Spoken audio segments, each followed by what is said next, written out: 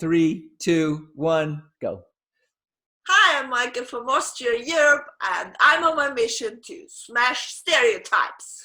And I'm Banks Helfrich from Florida, United States, and I'm here to attempt to answer your questions. Woo, woo, woo, the music plays through.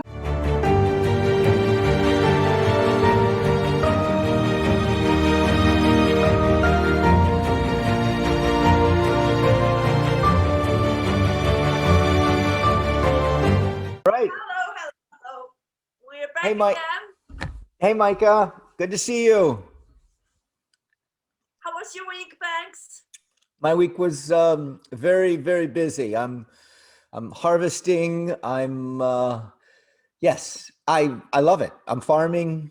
I'm finding this guy that lives out in my field. Do you know who he is?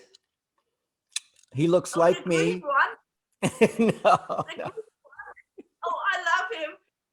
Is he a gecko or what is he? I have those. I'm talking about the guy that looks like me and acts like me. Me. I'm finding me out there. So you? No, I meant the. I know, the little lizard. On social media, you had such lovely posts of his face smiling, and I thought it must be a gecko or It is. Yeah, it's a lizard. It's a lizard. a lizard. Yeah. All right, you have the question? Do you have a question? Yeah, we got a wonderful question. Thank you very much. And yeah, our audience starts to improve, I think. And that is one, this really hurts me a little bit, this topic, because I'm emotionally involved in that topic. So and the lady is, I think, from somewhere in my country. So she says, I feel isolated, cut out as a single. Do you have any advice to get rid of this feeling of being in endless emotional quarantine? Lots of love, Dora. So, yeah, that is really hard because I can't buy into that feeling. And from my side, I always try not to mix it up with being single because it's not the same topic. Being in quarantine or lockdown, I know the brain or the emotions easily mix it up with I'm so alone, nobody loves me, I am single. So this is some kind of weird logic the brain does when you feel lonely. But I think it doesn't. Yeah, you should divide it in two topics. One is being single, which was already before the pandemic, in my case, and I think with Dora too, because she writes like an endless quarantine. So maybe it's Banks like we, or maybe she writes to us because she can connect with that us or resonates with us because we both are single in the pandemic times. Maybe that she yeah sees us as in the same boat. I think so. And yeah, from my side, for sure, to be honest, it sucks. And if you put the thoughts of okay, it's restricted in my movements, or I'm quarantined, I have to stay in the house, I have no possibility to meet new people or friends or whoever. And then the second thought of and I'm single makes the whole story even worse. So hell comes over you if you put those two facts in one pot and boil it up. So my advice is divide it. Think of about being single as, yeah, it sounds like you're not, it's not your first choice to be single. So also this happened since millions of years. I think there were also some in our first tribes some people who had no partner. Or if you read history in all those years, there are, yeah, you didn't see that in old times because ladies like me, they put in uh, yeah, in the monastery to keep them out of society. So if you had no children, no husband, you were somewhere in some yeah, religious organization, and they kept you there till you vanished. And so it's pretty new for us women to walk the world alone in our age. And yeah, the quarantine thing is, yeah, makes, I think makes the fact that you have the feeling of being lonely make just makes it worse. It duplicates, or it multiplies it some days to the, yeah, uh, and my advice is try to keep those two things in a different corner and work on each, or think about when you're sad and of having no partner, don't think on the quarantine facts, think of that topic and also the second thing. So Banks, what's your advice? All right, let's take this apart. Let's take it apart. Let's dig down deep inside. Dora, thank you so much for this question. This is very close to me and what's happened in the last 10 months, 11 months with me. And you said endless isolation quarantine. And let's take that apart. I think you said endless and you said quarantine and you said isolation. This is going to end. So, Dora, I don't, this isolation will end, and it is not endless. And that's my personal belief, that I do not think that it's going to be endless. In fact, I already see it in America where it's starting to, people who have been vaccinated can now go with other people who are vaccinated and not have to wear masks. So my personal choice is that I probably will continue to wear a mask, just because I like masks. No, I look good in a mask now. I'm actually very fond of my mask. I digress. I'm sorry, Dora. Now, you talked about two things, and that was alone and loneliness. And let's take those two things apart.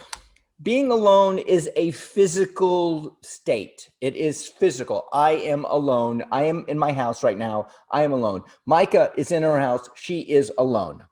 Okay? And that is something that is it's going to happen. You're going to be alone in your life. This is what happens. We are born alone. We mostly die alone. During the in-betweens, we try to find connection. During the last 11 months for me, I have taken this being alone and equated it with the emotional aspect of loneliness. And loneliness is an emotional state. Aloneness is a physical state. And so what I did was, when I was alone, I was lonely. And over the past, like I said, 11 months, I have taken this and I've realized being alone does not equate to being lonely. I get lonely sometimes when I miss my kids, when I miss my mom, my dad, my brothers, my sisters. That is loneliness, because I miss certain specific people. So keeping those two things separated in mind.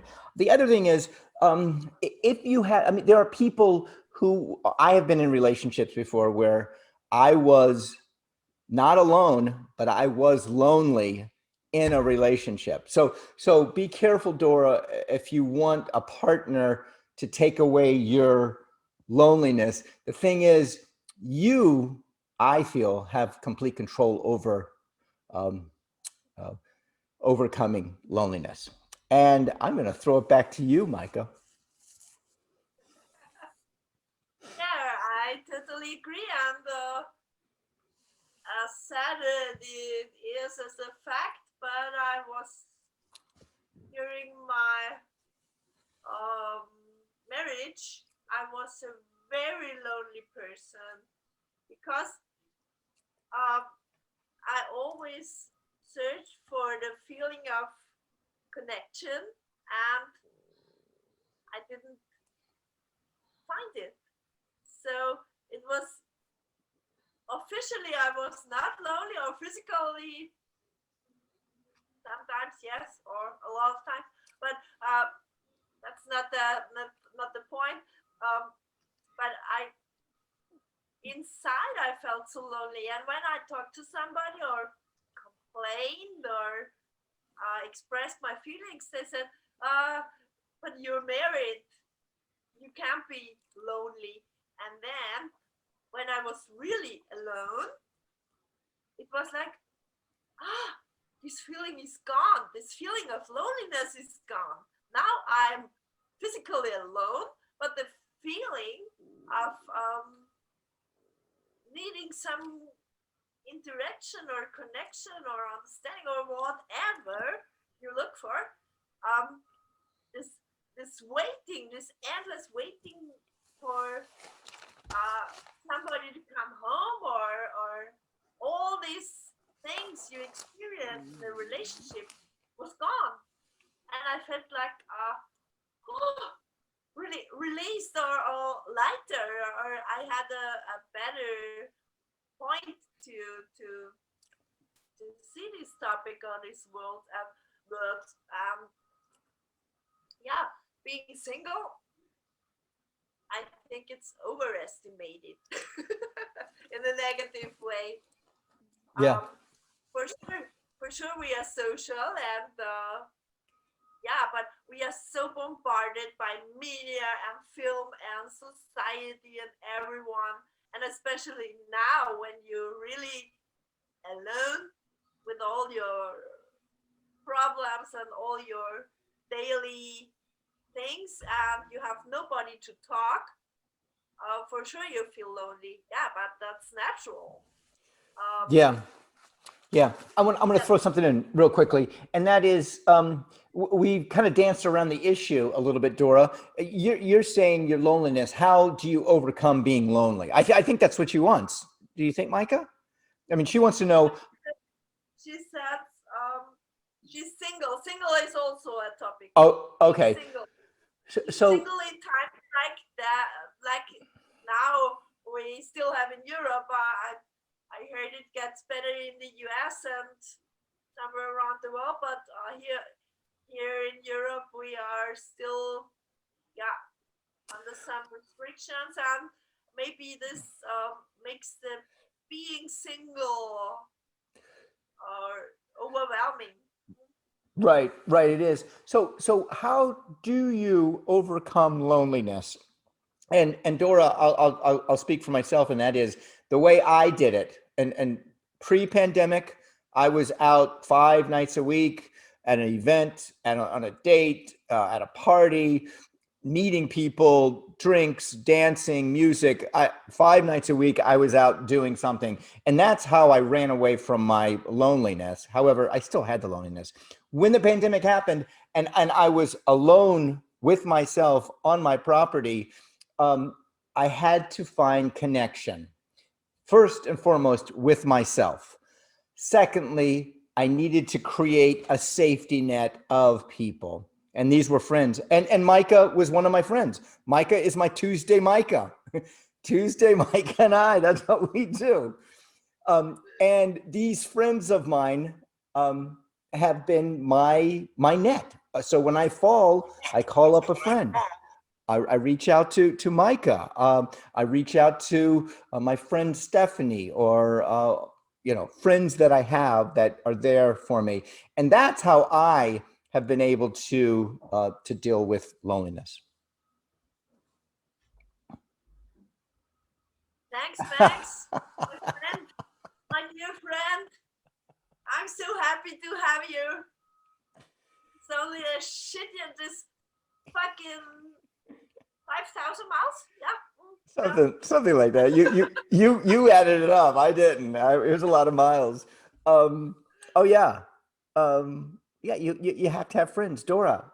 Find those friends. Find those people. You know what? Here's something really good, Dora.